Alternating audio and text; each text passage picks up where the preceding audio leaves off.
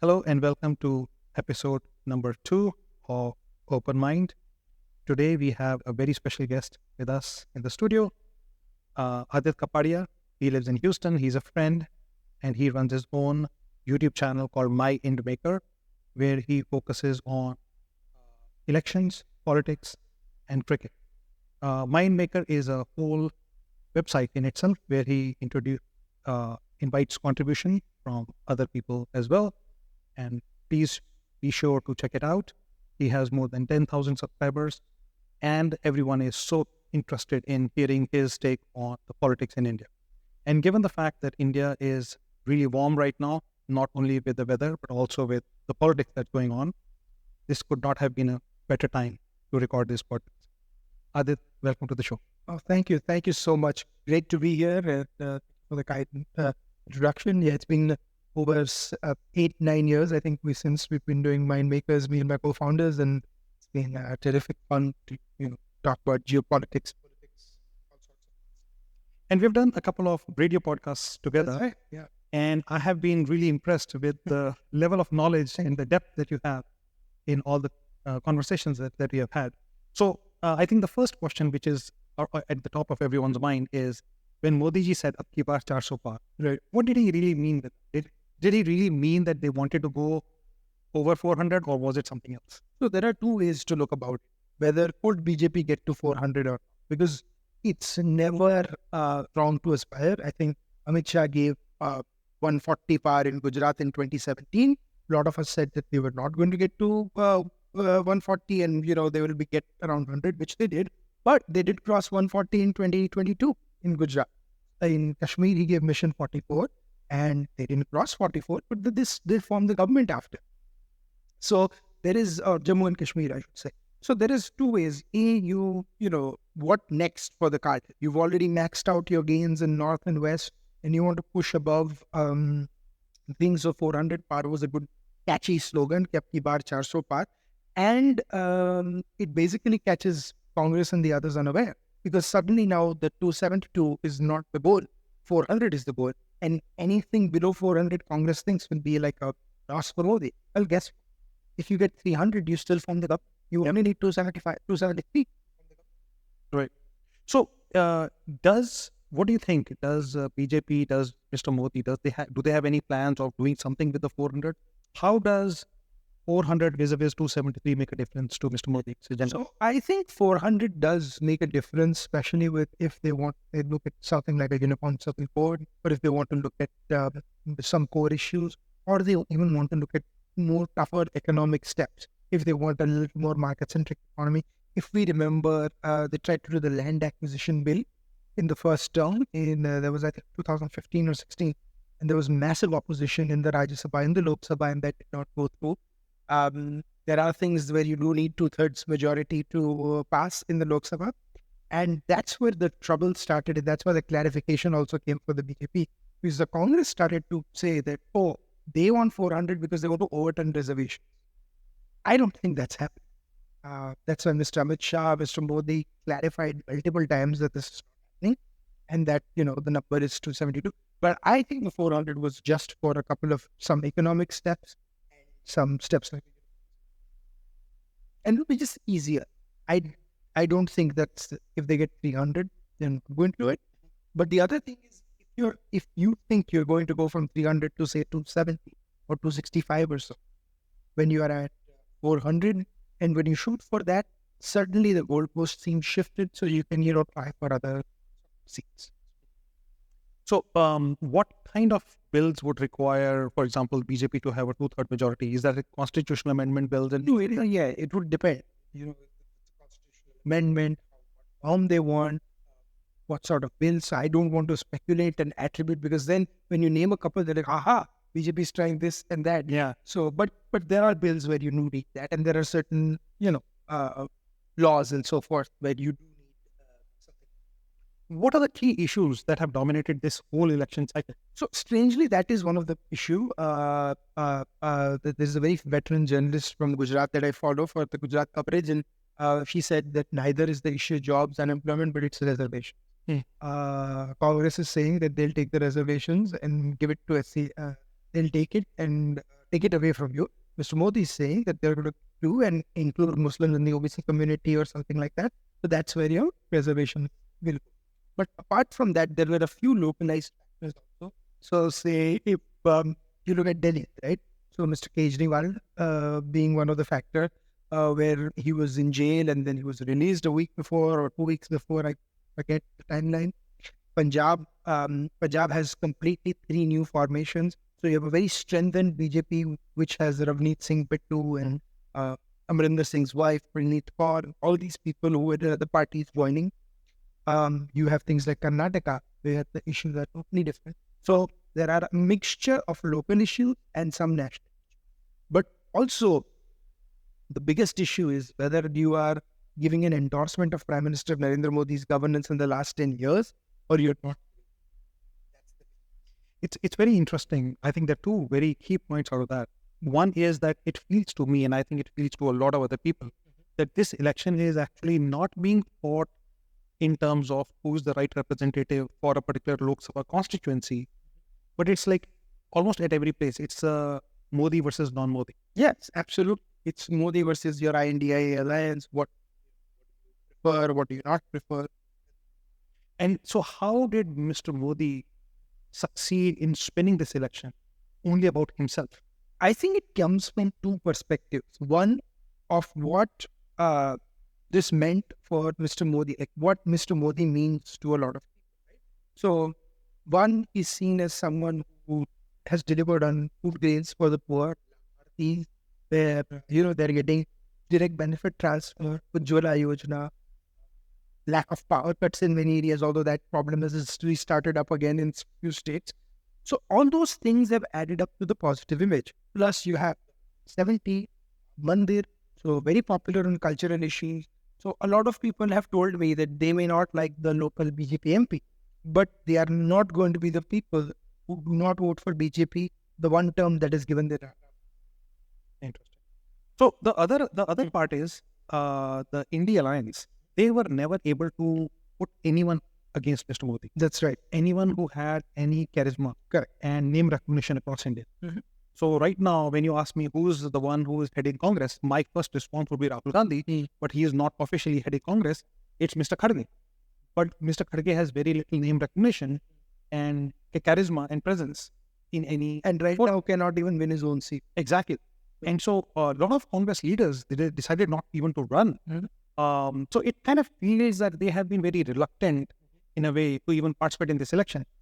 What exactly their chances look like if they are not willing to, stand up in front of the electorate and say we are going to be running for election? So their chances look pretty bad right now because that is one of the biggest reasons. Let's look at the list of opponents of Mr. Modi. So in 2002, it was Mr. Waghela in Gujarat.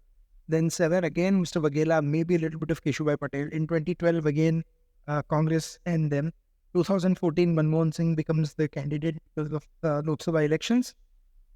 2019, it's Rahul Gandhi. 2014 is Manmohan Singh and Rahul. 2019 is Rahul. 2019 was also, they were trying to prop up before Hardik Patel and Jignesh Bhavani and stuff. And now it was Shyam Rangila. Now people who are watching a podcast and have no idea who Shyam Rangila is. I have no idea who Shyam Rangila is. He is a stand-up comic who mimics Mr. Modi.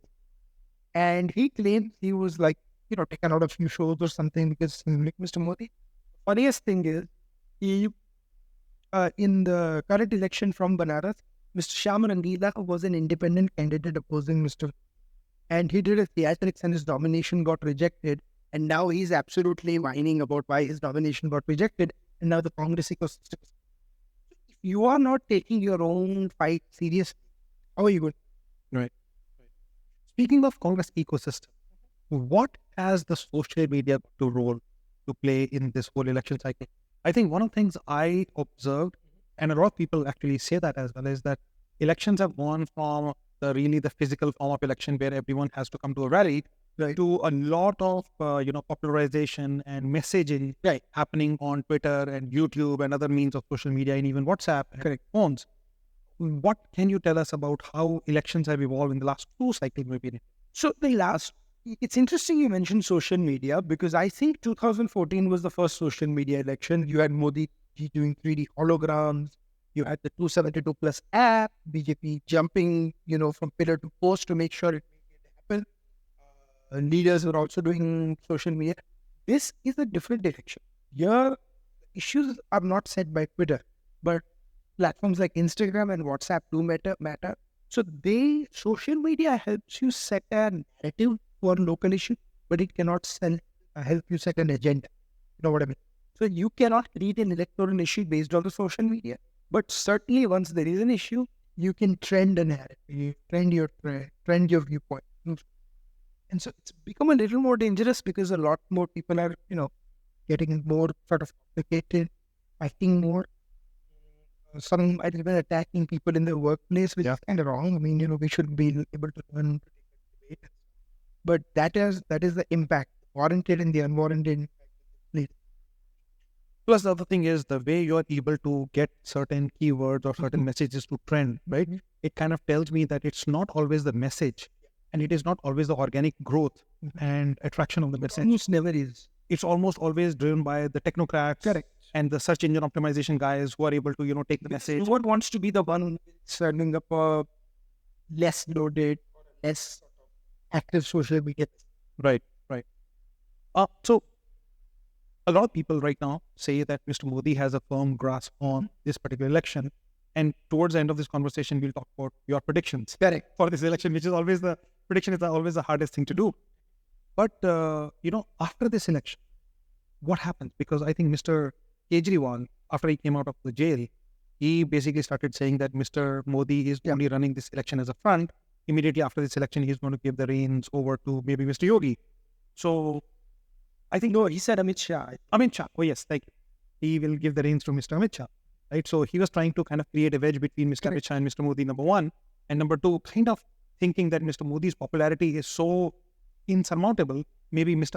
Amit Shah's popularity will prove to be slightly less. Right. I think the ultimate hope was Kejriwal and Mamata kind of know how to needle Modi because they respond sort of in a certain language. So his thing was, let me needle and get the press, the views, and which he did. And then, no one really cared about where he got, where he did. But I personally think that the rivals or the challenges to Mr. Modi could also come from, like, you have certain different viewpoints of people who are coming ideologically, not just politically. You have leftist stuffs coming, and they had a committed cadre just like the RSS. So if they find a good ideologue, advocates modernity, modern ideas, they can think of it. But right now they're sticks. So one of the questions that I think a lot of people are also asking is, yes, everyone agrees that this election is probably in the bag for Mr. Modi. But how is that he is not facing the kind of anti-incumbency anyone would face when they're going for the third election? This is like incredibly... I think, it is very unique. I think there's two reasons for that. One, he remains extremely popular on the ground, not just because of his interaction, his talking, and things, but also I think when you look at Mr. Modi, political personality, he has projected himself also to be above a lot of things. That comes with its disadvantages also, which we'll talk about in the end. But I think his positioning has said people like, oh, Modi se acha kar raha hai, problems with the That's how he... And how he's even able to create that kind of, thinking. I would say it's because he's working with bureaucrats in Gujarat and stuff, and he didn't really have to pretend now that he is going to do a different thing. So I think the cultivation of the retreat is the same people coming up again and again, same cycle rotated, and then making sure that the right person. Specifically about this election. So one of the very big chatters in this election has been about the lower turnout. Correct. A lot of theories have been put forward. What are your opinions on what has been driving this lower turnout? I think it's a mistake and it's a bit of a fraud on analyst part. It just look at lower turnout is 80% in Nagaland. Lower turnout is 70% in Tamil Nadu. Average lower turnout 75%. You have to do a weighted average. State at its... Having said that, this time the turnout was an issue to some extent urban local seats. So overall, it's not like every BJP voter decided that they are going to stay home. Sort of There's another theory. Because BJP was doing so well, what if the opposition voters? Absolutely. That's when they are going to see the election. Yeah. So I think it was more of a last minute decision in terms of people talking about turnout and stuff, because psephologists need something to talk about. Yeah. Yeah. Do we have any understanding of which segments of population? Because that way we can correlate which party actually got an advantage in lower turnout. The turnout, yes, you should be able to. You can do it by region, you can do it by assembly constituencies. So has there been any analysis that basically says, okay, this section of population? Right now, we're still looking for data. There is primarily data available, but then I would also look for detailed. Okay. And any role of the heat wave playing into this? Big time. I cannot tell you guys how high it is. It's almost high. And it's incredible. And I think for the viewers, I think the one additional thing that nobody really talks about is that you don't just go walk into the polling booth and are able to cast your vote. Sometimes you have to wait in the line for several hours. So you're waiting in the line for several hours when you don't have even water available to you and the sun is baking and it's 45 or 46 degrees Celsius. It's incredible. In fact, the spirit of Indian democracy and the spirit of... Yes. So in fact, we should be thankful for the voters that have voted because they have not voted because we made it easier for them to vote. I mean, we may have made it easier for them to vote in many ways, but at least the process of getting up and walking outside your house, going to the polling booth and being able to cast your vote after waiting in the line for 4 hours. There's something magical. Absolutely magical. And I think hats off to Indian democracy because millions and hundreds of millions of people have actually chosen to exercise their vote in this election. I think whichever party wins, whichever group wins, it will be a resounding vote of confidence in that party. It will be like a decisive. So the other part about the lower turnout of election, a lot of people say that there has been slightly less interest in this election. Has the spending, the demonetization that basically was trying to curb some of the money power that was available to the politicians, did that have any role to play at all? No, I don't think so. I think the demonetization is a very interesting thing because the demonetization almost was also a remonetization with the 2000s being introduced, right? But then it had an inadvertent other benefit, which was the more digitization. Correct. And, the RuPay and all the apps and so forth. But no, I don't think that was the reason. I think there was a lack of enthusiasm because it was almost a foregone conclusion that BJP to aayegi. And then the other sort of conclusion was that what will the Congress do? And what you asked the question kind of, is there another face? Who is your face? Is Sitaram Yechuri the face? Yeah. Is Mamata Banerjee the face? Is, Jagan Mohan Reddy, who is not even officially a part of an alliance? Right. What is going on? One thing that absolutely, coming from that particular perspective, that made no sense to me, purely from a business analysis perspective, the opposition exactly knew where Modi was going. They knew exactly how his popularity was. They knew how the economy of the country was doing and things like that. Why is that the planning for an India alliance did not start to happen a year? Because they're lazy. I just don't know what to say. But they're absolutely lazy. Rahul Gandhi is not a serious politician. I mean, at the time when he should have actually been forging alliances and discussing how the partnership would actually happen in different states, he was doing this Bharat Jodo Nyaya Yatra, which honestly speaking, nobody remembers now because it was so uneventful. Actually, it is a very important point. No one does remember Mohabbat Ki Dukaan and all that thing. But Ashok Malik, the veteran journalist, then, leaning towards the BJP, he had this wonderful line to say about Rahul Gandhi, I think 10, 11 years ago, or maybe a little less, that Rahul Gandhi's party wants him to become Rajiv Gandhi, but he himself wants to become Justin Trudeau or Arvind Kejriwal. And that's the reality of he wants to become an activist. Usko bolo, see, look at the Congress's big perspective. Priyanka Gandhi made all these statements about Palestine, right? Forgetting what the government stance has been or forgetting that this is a geopolitical issue. Look at what Israel has done for India. No, you are saying something. No, she's well within the right to have an opinion. But it matters when you express it and how you express it, especially when you are such a big electorally relevant factor. So that's true. between Rahul Gandhi and Priyanka Gandhi, I think there was a time not so long ago that there was one person who was expelled from the party for basically being a little pro-Ram. Acharya Pramod Krishnam. Oh, UP. UP wale, right? So, and he basically kind of predicted that there is actually a war brewing between the Congress party, between a Priyanka camp and a. Could happen because it was very strange to see Robert Vadra giving interviews saying, मैं तैयार हूँ, मैं तैयार हूँ. Right, and that was weird because here's a person who has never ever fought election. He's not even fought a Gymkhana election. Exactly. He's expressing a strong desire to fight an election that Rahul Gandhi himself does not want to fight. That's Amethi, right? So for Rahul Gandhi, it should be very easy for him to say, ठीक है, मैं तो ये election नहीं लड़ रहा हूँ, तुम जाके लड़ लो. But he is not allowed, or he doesn't ever end up fighting that election. That was a fairly surprising thing. K.N. Sharma, Yes, who was shocked himself that he got the ticket. exactly. He was himself. Barkha Dutt was doing a podcast or someone else with. Then like आपको रात को 12 बजे पता चला इन sheepishly smiled and said नहीं उसके भी बात क्या हो रहा है यार. It's very interesting. Oh, what about the EVM thing? So I think a lot of, when you basically look at what would happen after the election, a lot of times the opposition will probably come back and say, "Oh, Modi ko to jeetna hi tha," but because the election commission was with him, or EVMs were with him, and things like that. What's this thing about the EVM? Like the opposition always brings up EVM whenever they lose an election, but they never bring up EVM when they win an election. So the simple answer is it's just sour grapes, right? There's no difference between them and people doubting the veracity of elections elsewhere in the world because it's as insane as it sounds. The problem is when someone else brings up these conspiracy theories, they are the first ones to jump up saying, put them in jail. How dare they question democracy and stuff? And then they're doing the same thing. Now, if there is a genuine problem, of course it should be investigated.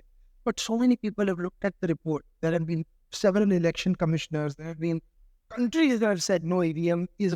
Do you want to go back to the postal ballot box stuff where Lalu Yadav and his gundas were doing everything? Ballot stuffing and booth capturing. And all sorts of things. What about VVPAT? Can you just talk about the VVPAT and why is it more secure and more, at least, proven? I think VVPAT, and forgive me, I'm not a technical person, so I have to summarize from what I've heard, is basically you get something audit trail. It's basically you vote and you get a slip that shows and you can tally that your vote to the slip. So if there are, any inconsistencies between the VVPATs and the number of votes, say they're off by 1 lakh or something, there can be recounting and there can be all sorts of things. So you can actually, if you wanted to do an audit, you could actually go to a couple of people in the area and say randomly, show me the VVPAT slip that you got. Do it on results day, but yes, they should be able to do it. But I don't know what is the process and procedure, but I think that's what VVPAT is. From what I understood. Speaking of the ballot booth capturing and the ballot stuffing and all that stuff, I think it was, at least in the 1980s and 90s, India did suffer quite a bit. A lot. In terms of, not only the money power, but also the muscle power. Yeah, there were a lot of questionable elections and a lot of bahubalis that rose to power. Right. And they were considered to be sham elections. Right. In many places. I'm not going to say all of Indian elections were sham, but many of these were. And so the question is, like, when I look at, the news, it kind of feels to me that some states have not really gone above and beyond those sham elections, which are marred by a lot of. I would sham election. I don't mean to cast doubts on it, but basically your Bahubali ensures certain vote because of certain things he gives and stuff. So, सबको पता है result क्या होने वाला है. So, but there are now a different generation of them coming up as well. How they manage it, that's the biggest issue, right? The second generation, the lieutenants or lieutenants, if I were to use the American word, and then deputies are all basically of the gangs are lining up for their piece. So a lot of violence in the elections, and I think if you look at the latest reports, come from West Bengal. Oh, the capital, I would say, of postponed people. Yes. What really is wrong with the West Bengal elections, and what exactly would it take for us? I don't think there's anything wrong. I think Mamata Banerjee really realizes that BJP is a very ascending force in West Bengal. The electoral ground is very fertile for the BJP because the Hindus of Bengal have not had a party talk about them. They are more than 65% or close to that. BJP can make a severe dent. They were the number 2 party last time in the polls. Yeah, number 2. And I actually anticipate BJP's number to be at par with TMC, if not.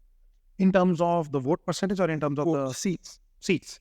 So roughly around 21, 22 this time. Right. Okay. Or at least 20.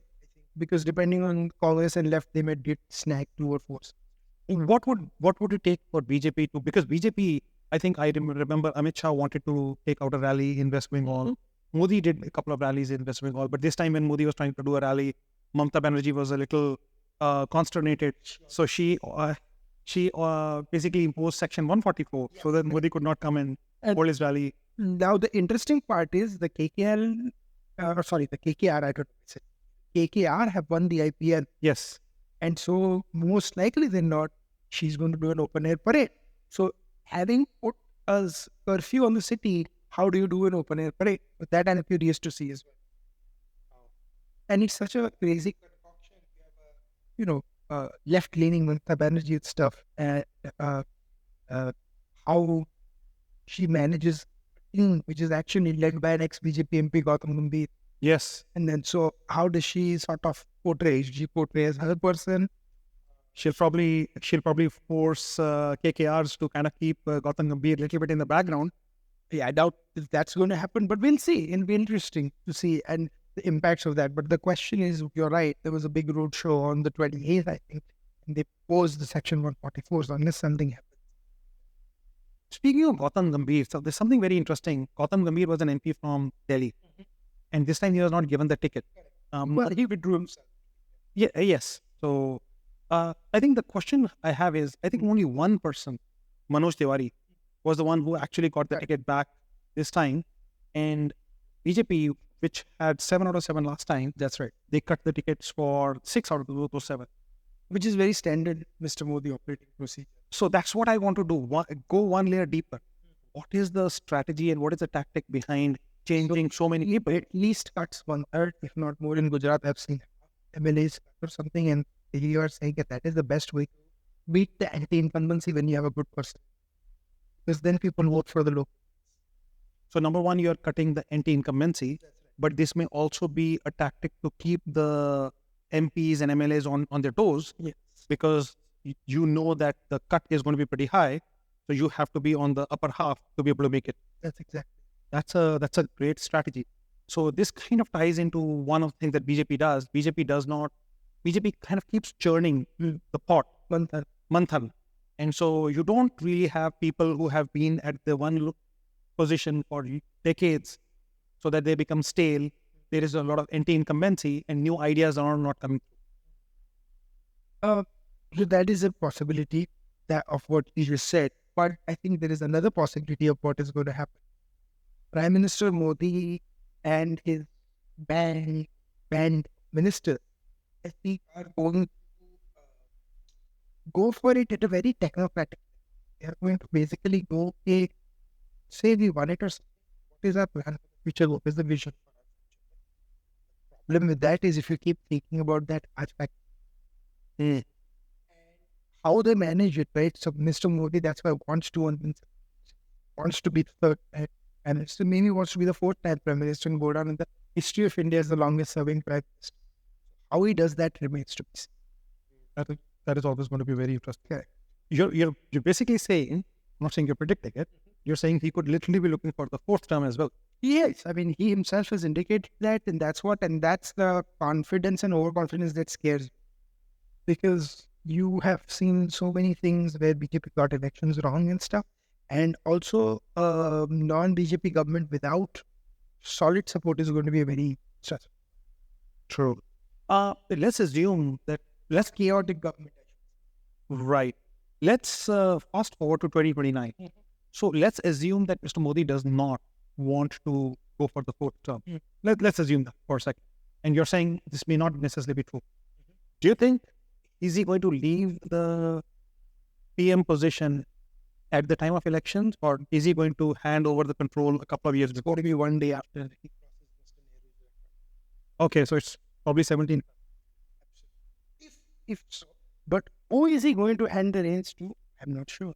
That is a very interesting thing. I do feel That's my personal thinking, that although Mr.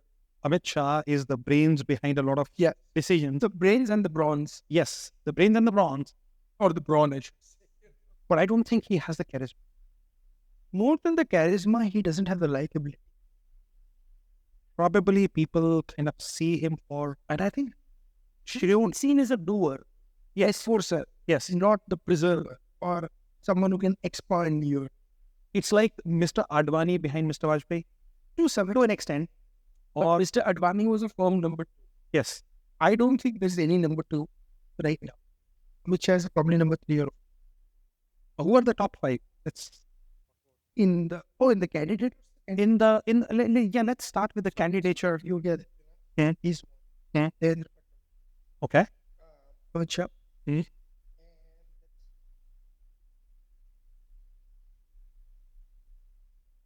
I think these three guys. Hmm. I can't think any other face. There could be face that he pulled out of the blue and stuff. We didn't know. But I think that's the thing. If people say that Mr. Modi made these indications about Yogi Adityanath stuff, those indications are only because he understands that in 60 plus seats or something to get a decent number. And right now, it's only being about 45 to 50. So I think they're trying to boost up the count with Yogi. Is there any number two to Yogi Adityanath?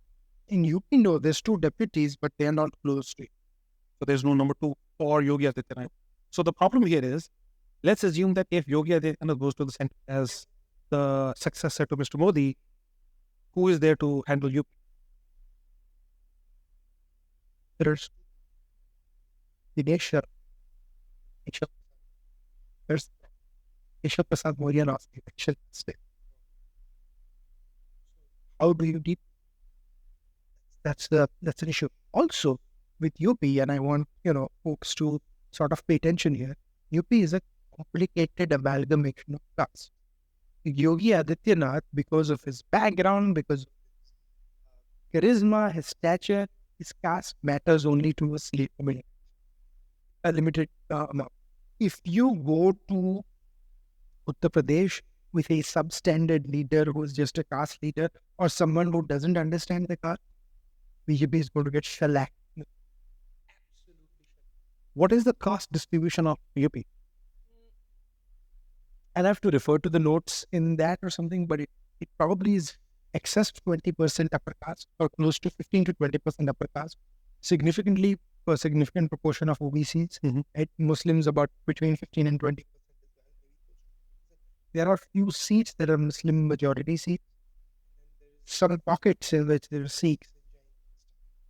And so how does I think, in addition to obviously, as you said, the leadership that BJP will have after Yogi Adityanath, let's assume that. But there is also this play between SP and the BSP, and maybe also how they, make alliances with these smaller parties like the Nishad party or even Congress for that. Or Suhel Dev Samaj Party. Correct. Mr. Rajbar's party. Right. Yes. No, absolutely. And they've made alliances and they've not worked. BJP's alliances have worked better. So, you know more in a couple of weeks about what has been successful and what has not been. But clearly, right now, it seems. And something that is purely in your wheelhouse that you have a very clear picture on is how do alliances work and how do they don't work? For example, when SP and BSP come together, it's not always X% plus Y% is X plus Y%. There is only so much of the electorate that comes together. How do certain alliances work? Like, for example, BJP and Nishad party works really well, or BJP with the Jat leader, right? The Dushyant Chautala, Correct. the JJP. The JJP. Some of these alliances work really, really well when the transfer of vote really happens. Correct. But some alliances like the SP and BSP did not work. The Congress and SP did not work either. What exactly would you be looking for when you would be saying, okay, this alliance would work or would not? I want to give you examples of three different states. Let's take Maharashtra for one example, and the erstwhile BJP Shiv Sena alliance. A totally complementary alliance where the vote transfer was almost 100%. Almost. I'm not going to say it was less because sometimes it was less with, Raj Thackeray taking away some of the Sena votes and stuff. But it was almost 100% before that. And that was because the alliance was formed on Hindutva. Now, initially, Shiv Sena was not a Hindutva party. The Balasaheb Thackeray Shiv Sena. It was a Marathi Communist party. They had targeted North Indians, Gujaratis, South Indians, all sorts of in the history, through some cartoons and stuff. But ultimately, they realized, or they knew that, they had to make peace on something. And then when the Babri Masjid thing happened, Ram Janmabhoomi, they found common ground on Hindutva. So they pivoted to be a Hindu Maharashtra first Hindutva party. So it was a pure Marathi Asmita party, but it was also so Balasaheb Thackeray would always say that it's never Jai Maharashtra, it's Jai Hind and then Jai Maharashtra. And so it was very interesting, I think. And he was actually one of the first persons to start this Jai Maharashtra concept that, taking pride in a state, which Mr. Modi actually also saw potential and started the Gujarati Asmita. That's very interesting. So he was the first one who was, or at least one of the first ones to do it. And at least I cannot recall in the age of mainstream politicians, maybe some, we have an history of linguistic states in, Maharashtra, Gujarat happening, Tamil Nadu, and Andhra Pradesh happening. We did Andhra Pradesh there, and Andhra happening. But post the 1980s, I was one of the first ones, I think, to go with end every speech with Jai.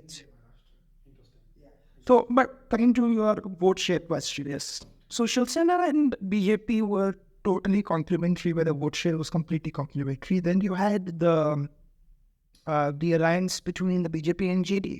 So that too was a complementary alliance where the vote share was taking place as long as they were fighting Lalu Prasad Yadav. That was common. But the BSP-SP alliance was a very interesting one where the BSP vote, and last time the BSP vote transferred to the SP. But the ST vote transferred to the BSP, but the BSP vote did not transfer to the SP. So as a result of which in 2019, the Bahujan Samaj Party won 10 seats and the SP did not to that many seats. I think there were 5, if I'm not mistaken. and probably all belonging to the past, to the Yadav from boards, yet your Azamgarh and then Puri and Kannauj. So I called it the Republic of Azamgarh, Republic of Ben Puri, because anyone they will invent that even in the most craziest of names and so. And why did that happen is because in the 1990s, you see there was a big thing called the guest house kind, where Mayawati was allegedly attacked by some of the Samajwadi Party or the so-called Samajwadi Party workers and stuff, and it was a very bad attack. I don't go into the sordid details of it, but from what has been reported, clothes were torn off and they would have almost died had not Gramdat Dwivedi, the BJP MLA, and a couple of others jumped in to say. After which it was Mayawati had dissolved never ever to ally with Solange and others party. And even the 2019 alliance is called the Bua Bhatija alliance, not really aligning with Manan, but with Akhilesh. But I suspect a lot of BSP people who knew about this, especially the Dalit vote, they were like, rather than giving vote to Akhilesh Yadav, we would rather go and give it to the BJP. And people forget that the BJP has a great standing within the Dalits, SC, ST, OBCs in many states. So that is an example of an uncomplimentary alliance where the vote transfer did not take place. BJP JDS could be an interesting alliance for that. Now they're saying that the vote transfer took place in Karnataka or not, but I'm not sure about it because there are a few seats in the Golden Mysore region where the BJP actually won last time, and they have given those seats to JDS. So how does that work with the alliance? Will the RSS cadre actually help for the JDS alliance or not? And that's what we have to see. Very, very interesting. So if I were to summarize what you just said, if the actual voters of each party, if they are relatively similar in nature. So like, for example, in case of BJP and Shiv Sena, that's right. We're talking about the voters being joined by the issue of Hindutva, right? Yeah, Hindutva, and also the complementary. So the Shiv Sena got the Marathi votes, BJP got the Gujarati votes and some North Indian votes in Mumbai. And that's how the alliance started. So why would a BJP voter who's a Gujarati voting for a Shiv Sena candidate who's a Marathi when they have an alliance? So why is that transfer really happening, which is not happening between, say, the BSP and SP? So one is ideology. The Hindutva is a primary ideology. In the 90s, you had a lot of problem with the Dawood Ibrahim extortion gangs and so forth, and the security of a lot of businessmen, and especially. So a lot of Marathi and Gujarati businessmen made a lot of common ground in this because there was a lot of hafta wasuli happening and all that. So all that crime syndication, that's one of the major reasons. Apart from Babri Masjid, that major post 1993 thing is what propelled the BJP Sena to power in 1995. And Manohar Joshi and Gopinath Munde worked together to eliminate a lot of these crime syndicates in Mumbai from 95 to 99. And that is what motivated. But now then they had to wait for 15 years to come to power because the Congress and the NCP had another complementary alliance. The Congress and the NCP have a very complementary alliance in, I think, Maharashtra. The alliance was strong because they fought separately and they split the votes. But then they realized that they had a similar complementary vote bank that they did not want the Muslim vote to do it. And so it was the Maratha vote and the Muslim vote is how they formed the alliance. Interesting. How do you see the alliance that we had between BJP and Shironi Akali in Punjab, which is no longer there? Was that a complementary alliance? And number one, number two, by breaking of that alliance, is BJP going to lose some going Punjab? I think they may lose in the short term, but they definitely gain in the long term. It was a very complimentary alliance when it lasted because it was Akali then being a Sikh party and the BJP being a Hindu party in Punjab. Essentially, that's what it is. The Hindu belt of your Phagwadas and Ludhiana and Hoshiarpur, Gurdaspur is when BJP was saying. And then one of my friends who's a keen Punjab voter has this funny insight about Punjab that when the Gurdaspur Lok Sabha elections are opened, there are other constituencies where the Congress party and others are leading, and there's like a Congress lead by about a few thousand votes, a few hundred, like 30, 40,000, 50, and then Pathankot opens, and BJP completely wipes out all the need that has this heavier one segment, and BJP has a massive need that just wipes out. So Punjab has been like that, where you have the urban Hindu and the rural Hindu pockets voting. Problem with Takani then is with the drugs mafia allegations, corruption allegations, with their compromises that they did with the Panthik elements, with the SGPC and stuff. And then the real scare with the national security issues, I think BJP took a stand on this, and I think we took a welcome stand. Instead of wasting time by trying to, gain more seats, they have actually gotten found allies like with satraps. So like I said, Bittu, or you have Amarinder Singh and so forth. They've actually done some satraps, accommodated them. So these are also strategic alliances only, but they're just all under the BJP umbrella. And we were talking about BSP, right? Yeah. Guess who SAD was in alliance with last time? BSP. In the assembly polls being grabbed. Because you have the chart base of the SAD and then the vote base of the BSP. And they were so combined. They were not combined. So something that basically makes sense out of what you just answered is BJP is on one hand very massive, but on the other hand very precise. Yeah, it's a well-oiled election machine, and they're like kind of looking at the voter dynamics, the voter preferences, the caste, the religion. What is the demography in a particular region, and how we are going to place someone. It's an incredibly complex dynamic within its years. And which chief minister will go, which satrap will go, which leader will get the ticket, which leader will get the boot. Agar 1/3 MLAs jane, so perhaps I'm going into a little bit of Hindi. It's all good. Yeah. So 30% kaatne, to kahan se kaatne, which caste will go, everything is decided. There are some seats. I'll give you an example. There was in Gujarat Assembly election, there was a seat called Vadhavan in Surendranagar district, where usually there's a significant Jain vote. So it's not the dominant. So BJP would always give, for 2 elections, they give it back. And then Mr. Rupani, who was a Jain face, they gave it to a Patel, that vote. And the Jain Samaj decided that they are not going to support because already we have such few seats. And so then Mr. Rupani actually had to call the community leaders himself and said, look, a Jain person is the CL. You look at that. And, vote, and you have to personally assure those calls mysteriously made it to WhatsApp and others. My point is, BJP did not need that seat to come to power. Right. But they know the importance that you can't even lose 1 seat, because you lose 5 seats like that and an election is won. Oh yeah, that's one. And second is, maybe BJP is not only looking at this election. They're trying to, maintain and nurture that seat. Correct. Because once you alienate a particular voter base, right? The voter base may not come back to you that. Yeah, exactly. So, and it's people think that it's just the votes. It's never the votes. It's the funding. It's the media. It's the psyops, like how the perception is that you are reaching out to everyone. That's what matters.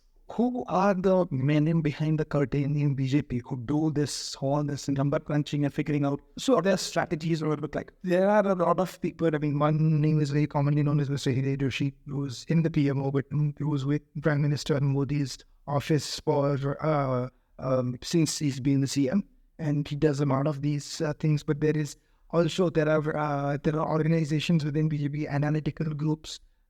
People I know, I cannot unfortunately name on the record, but they've been doing a lot of these and it's a very impressive operation.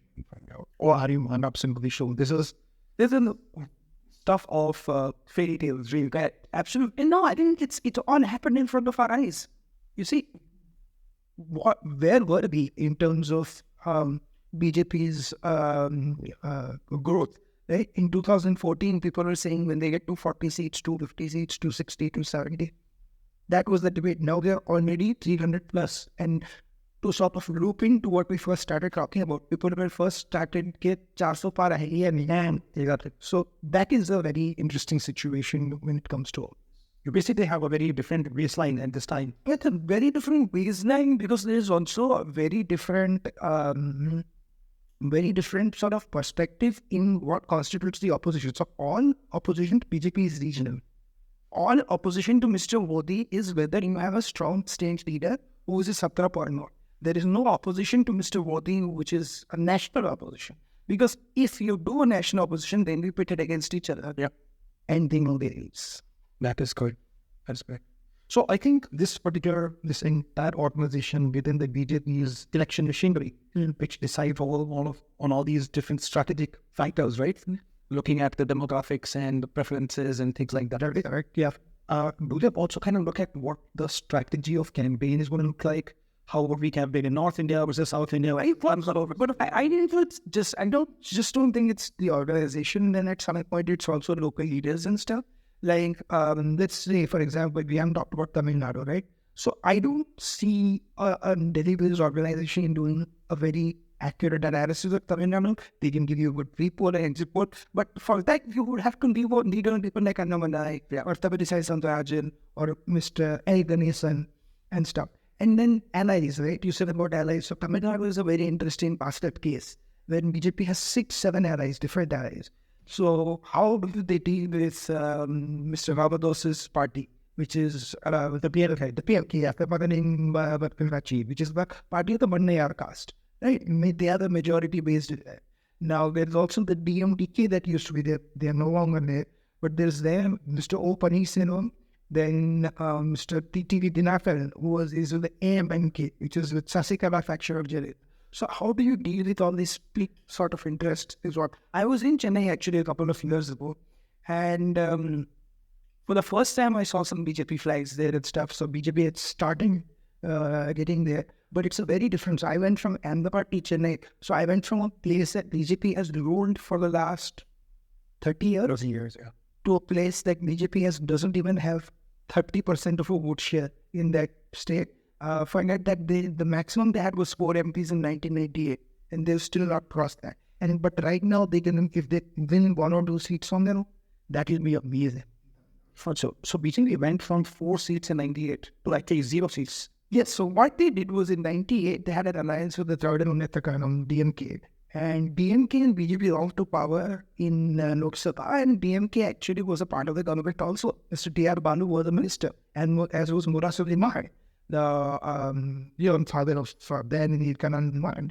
But then, just before the 2004 election, because they thought Tamil Nadu was a pendulum, so it will swing from one party to the other, they thought it's going to swing back to Jayalalitha.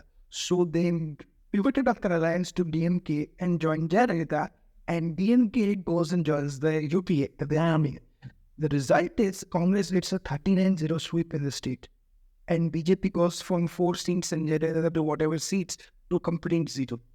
And similar thing happened in Andhra Pradesh, where the BJP and the TDP were 36 out of 42 seats. The previous election, 29 plus 7. they were reduced to 5 seats together. BJP got a big zero because TRS at that time joined hands with the Congress party, and TRS was actually, Mr. KCR was in the TDP. Oh. So they split, and that's why they lost 2000. They lost the 2004 elections because of 4 states: Bihar, UP, Andhra Pradesh, and Tamil Nadu. Because they were absolutely zero. They got wiped out. Yashwant Sinha was the sitting finance minister from Jharkhand. He lost his own seat. And he was asked that Pradeep Gupta, the pollster, was recalling that instance. He was asked when he went to campaign, and he's like, देखिए आप विद्वान grade होंगे, लेकिन आपने मिट्टी का तेल जो था उसका दाम बढ़ा दिया है, तो हम तो आपको वोट नहीं दे सकते. That's how he lost. He lost to Communist Party by the way. In Jharkhand, where communists don't have any But utna nahi. The action communist 2004 was the peak for communists. I think they won 62 seats all across India. Yeah, okay.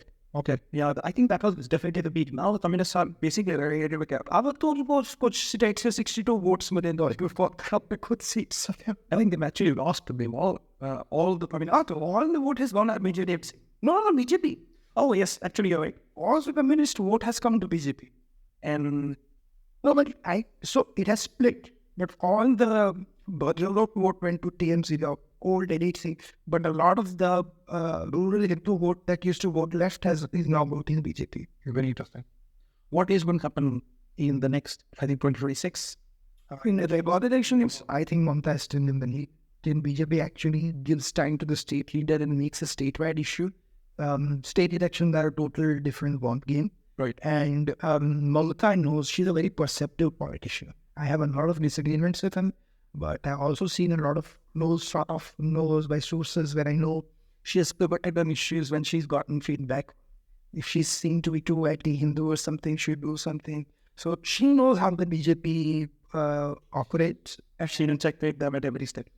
She's trying to, and Mr. Modi cannot address the same amount of rights as she can do in her state, right? That language is also an issue. That's true. I think very similar thing that happens in Delhi as well.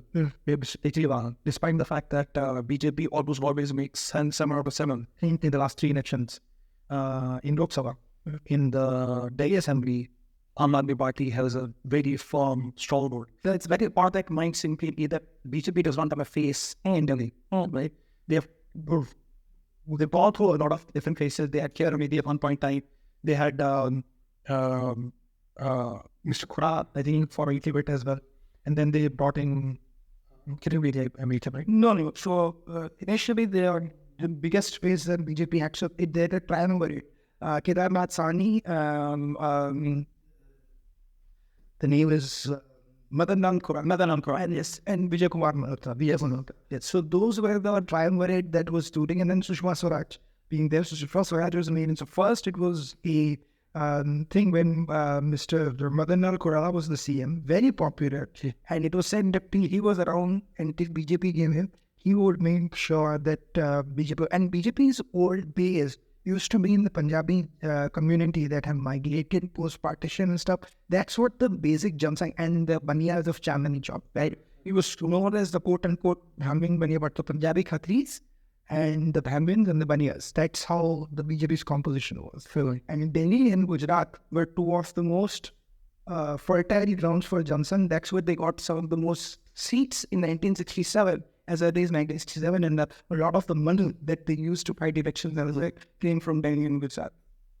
But in case of Mr. Kejriwal, we add one thing. So then they shifted from Mr. Sushma Swaraj to Sahib. Sahib Singh Malwai had he recently passed away. Then they brought Vijay Kumar Malhotra back for 2008. Ultimate thing was Sheila Krishnan was very popular. Yes, and they were lucky that Congress completely screwed up her legacy by giving her a really raw deal. So right now, every Delhi person is actually remembering that if Sheila Krishnan could come back, but she was transferred to UP. Yeah, tragically passed away after that. When Mr. Modi praised her 2 days, he answered it, and it was pretty generous of him to be able to praise someone who actually is very worthy and deserving of the praise. But I think Congress has failed to capitalize on Sheila Dixit's legacy. Yeah, Sandeep Chakravarti Dixit himself would tell you that, yes, seven Congress has, and that's because there's so much internal fighting. You have the Ajay Makan faction, and you have the, Jay Prakash Agarwal faction. Mawad Mishra, who used to be a Congress person, is now in the Awami Party fighting. So it's just completely mindless. Arvind Singh Lavri was considered Sheila Dixit's left-hand man or right-hand man. He keeps coming in, joining the Congress Party, he's quit it again. And I think he's come back to BJP now. He's back to BJP. He's not for BJP just about 2 or 3 weeks ago. So I think ye 2 hafte pehle he works. So one question I have is that Congress has not been doing really well since 2014. So vote share has been dropping. And in some of the very big states like UP has starting to become somewhat irrelevant, right? In some views, some are being very generous. They're definitely irrelevant. So given where Congress stands now, would they continue to be a national party? Or if they see it becoming a national party, which are the regional parties that are more likely to either become a national party or at least, or is it going to be that over the next 5 to 10 years, we will actually have a strong presence of few regional parties and no other national parties? So Congress is no longer a national party, they're a notional party now. I don't see them staying a national party in the same way. If they continue in this trajectory, they need a different leadership, they need more charged up leadership and so forth. Where the Congress is still not down now is Rajasthan, Karnataka, Chhattisgarh, so fairly few states, but Uttar Pradesh, they are of the top. Bihar is another state where they are in deep trouble. Gujarat, they had a 40% vote share, but they do not speak on issues about the people of Gujarat. Now, Gujarat Congress leaders were mad that the National Congress leaders were not allowing them to go visit the Armand. And so here, that's the problem. The National Congress is this far left ideologically, led by Rahul Gandhi, talks about global left issues and stuff that people in states don't care about. So then what has happened is that has reduced them to irrelevant. So then we get to the regional parties. So which ones will be relevant? Trinamool Congress, definitely. DMK is going to be relevant. Its Stalin is around, whether what his son will do, we don't know.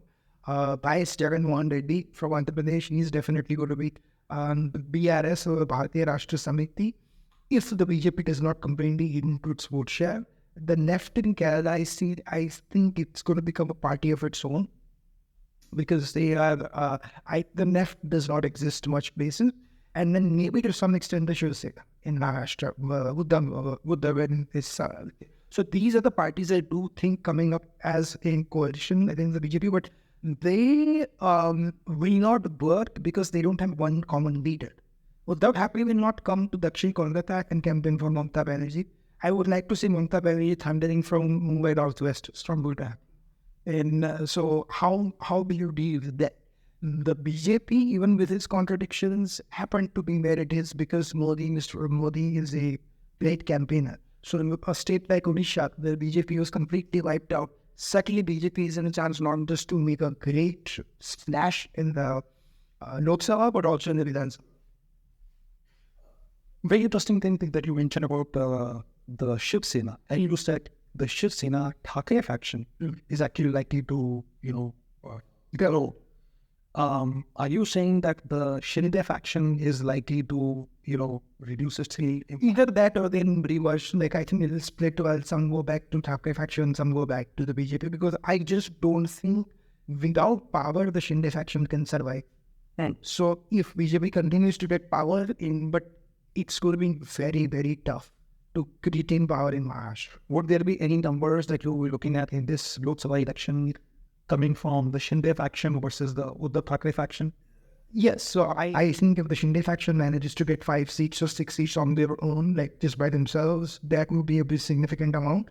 Uddhav, whatever they get is a bonus. Last time they had 18, half of them split in it to Shinde. But if they get 4 or 5 seats or something, they'll be there to be a force to reckon with. And they become very potent combo in the BFC. So BFC has not seen elections for the last 2 years. And if they see an election, and if Uddhav comes back to power with Congress and Sharad Pawar wins the BFC, that makes these folks very, very powerful. Because BMC's annual budget is more than some states of India. who controls the BMC today? Right now, the BJP. The BJP. And part of the Shiv Sena. But basically, for the last 2 years, they've been in named up phase. There's been a single election, but the Shiv Sena, Uddhav faction or the Thackeray faction? I think Uddhav faction, not the Shinde faction. Very interesting. Yeah, but I'd like to see because some of the leaders may have gone, so it could have been the Shinde faction actually that might be controlling. But the fact is, they are in delimitation. That's what they're doing. So that's what's causing them a lot of this. A very interesting question now that you brought up delimitation. There is delimitation going to be part of 2026, which would shape the way Lok Sabha will be seen in the next election. And that's why they moved to a new parliament, because the proposal is more than 800 Lok Sabha seats, which India desperately moves. But the debate is some of the states did not have the same 740 ratio as other states. So are we punishing them for not having sort of more population? But at some level, we can basically say that it's a proportional representation based on population. Right? Because whether it's punishing or not, but it's only about representation. It is absolutely. And I think that's pretty much what's going to happen. But then that makes certain constituencies very important. Then UP becomes crazy because they would have 100 plus something seats. And UP and Bihar alone would be around 200 seats. So how does that translate into seats, vote shares, parties? Does that mean states are now going to be split up into smaller states? There's a big proposal going to split UP into 4 states. I personally support that. I don't know 4 states or not, but this is unmanageable and ungovernable. They need hack it down to at least 2 or 3 states. That's very interesting. We'll see how it plays out. Correct. So a couple of things about the opinion polls that basically gave BJP the edge, and we have kind of normal for the last 3 months. That's wrong there probably. I got the Modi, right? That's basically that. It's just, no, but they actually got worried about that because a lot of people were staying home because they kept saying, I got the Modi, So they changed the song to lying get the Modi. So BJP themselves is like, why, you don't want to put our foot under the sword. Yeah, I think it's a double-edged sword. On one hand, your own people can become more cognizant and absolute, or your opposition can become demoralized. That's why you have to strike a balance. So you want that, not this. Day. Right. So this has been a fantastic episode. Adin, thank you so much. It was great to learn from you on so many different topics and basically getting the words of wisdom about how Indian election works and how does democracy work, how does politics work really, and peeling the layers of the onion and getting one layer down. No, absolutely. I enjoyed it a lot. It was a great afternoon spent. I learned a lot myself and, got to talk about elections which end up. And in the next week, we'd find out more about what is happening. And I think I would probably have to bring you back to discuss the aftermath of election. Yeah, and also talk about your predictions and behind many of them. In a week, they will all go to nonsense anyways. But we'll see. Yeah, but I'm really looking forward to it. It's going to be a Lok Sabha elections are always fun. India, US, UK, all happening the same year. It'll be a lot of fun. I think we may have an opportunity to discuss the US election as well. Perhaps in a few months' time. Looking forward to it. Thank you so much. Thank you so much. Great to be here.